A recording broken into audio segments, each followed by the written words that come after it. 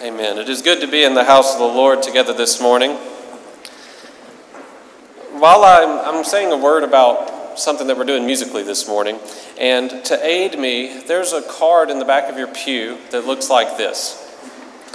You don't have to get it out, but put your eyes on it if it is near you. It reflects a theme that is mirrored in the back of our sanctuary with the cross that is back there. I'm told that this hanging cross at the back of our sanctuary, some of you may never have seen it, but I'm told that it was created because the choir wanted something to look at during sermons. You don't know where to put your eyes all the time, I suppose. So, Kathy opened up the service with a very elaborate fugue. The bells are about to play a fugue. Kathy is also going to close our service with a fugue by Bach. That is not an accident. The fugue is a type of theme and variation, where you have a theme and it returns. You heard that opening theme. Bum, bum, bum, bum, bum, bum, bum, bum, bum. And so we've started to call that the St. Anne Fugue. There's a kind of theme and variation that goes on throughout our liturgical year and in the repetition of each liturgical year. This is Christ the King Sunday, and that means that this is the final day of the liturgical calendar. Next week is the first Sunday of Advent, and we begin to hear the marvelous story of God's love again.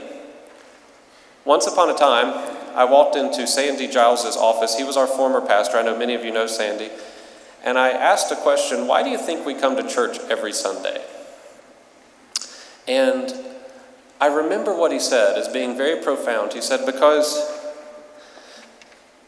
we have the tendency in the 6 days between Sundays to forget. Maybe we forgot what we heard at church. The Bible is written about stories of people forgetting God's love, God's mercy, God's abounding, steadfast love, as it says over and over in the New Testament, and then God showing up and reminding them. Our liturgical calendar marks those events with Advent and with Christmas and Epiphany and Lent and Easter and Pentecost. There's a progression in that. It's not just that we are reminded, but we are reminded and called to a higher place of being. That's why the fugue that Kathy played started here and brought us to a new plateau. And that's why we're using fugues today, because sometimes we need to be reminded of God's love for us.